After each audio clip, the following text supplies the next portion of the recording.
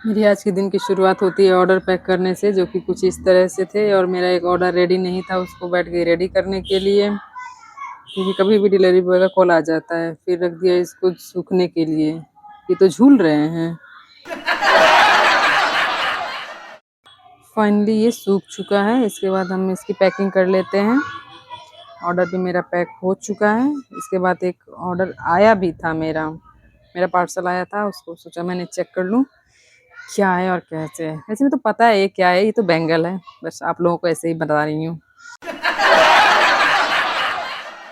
तो आ गए हैं मेरे बैंगल्स, जो कि 2-6 का साइज है।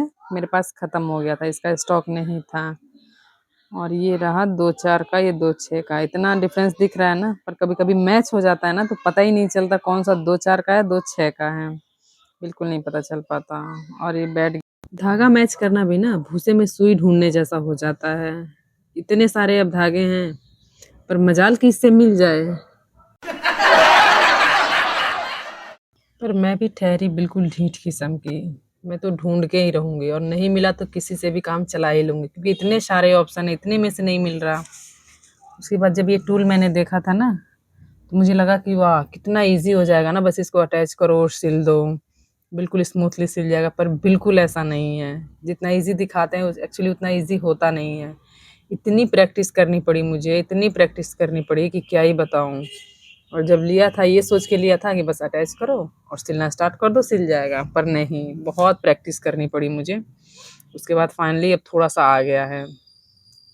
उसके बाद ये तैयारी चल रही है मेरे मंदिर के आसनी के लिए, भगवान जी की जो आसनी लगाते हैं ना, और ये भगवान शिव और पार्वती की शादी के लिए है। क्योंकि उस दिन उनकी शादी हुई तो नया नया कुछ बनता है ना, क्या पता भगवान खुश हो के तथास्तु बोल दें। ये काम तो फाइनल हो गया। उसके बाद आ गई बालकनी में अपनी तुलसी जी को लगाने के लिए, क्योंकि मेरी तुलसी जी सूख गई थी, तो सोचा आज तो मैं कर ही देती हूँ। काफ़ी दिनों से मतलब नहीं है मेरे यहाँ तुलसी जी। अच्छा आप लोग एक बात बताना, ये जो मंदिर से निकले हुए फोटोज, पुराने फोटोज, उनके कपड़े चुनरी वगैरह जो पुराने हो जाते हैं, उनका क्या करते हो आप लोग? कहते हैं कि मंदिर में, मतलब मंदिर में नहीं, किसी पेड़ के नीचे रख दो, या फिर नदी में, ऐसे में नालों में डाल दो। नालों में तो नहीं डालते, पर नदी उतने में मिलती नहीं है। और नदी में डालते भी हैं तो कहते हैं पोल्यूशन हो रहा है, इधर उधर आता है, पैर के नीचे लगता है। इससे बढ़िया मैं तो मिट्टी में ही डाल देती हूँ, क्योंकि मुझे गार्डनिंग का शौक है। तो जब भी पौधे लगाती हूँ तो उसके नीचे डाल देती हूँ, सड़ के खाद भी बन जाते हैं डिकम्पोज होके। और इधर उधर पैरों के पास आने का झंझट भी नहीं है, पेड़ के नीचे रख के आओ, इधर उधर चला जाता है, पैरों के नीचे आता है। इससे बढ़िया गमलों में ही डाल देती हूँ मैं तो। आप लोग बताना, आप लोग क्या करते हो? ये तुलसी जी थी, इनको मैंने लगा दिया, इसी बीज से झड़ा हुआ है, कभी का निकला होगा, तो मैंने इनको लगा दिया।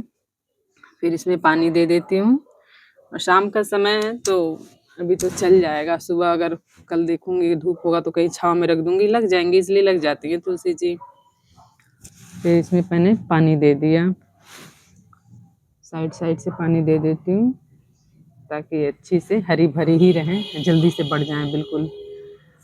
उसके बाद इसमें एक सदाबहार का पौधा था, जो कि मैंने इनको निकाला और इसको भी लगा दिया। ये है मेरे यहाँ का शाम का नज़ारा, कितना ब्यूटीफुल सा है ना।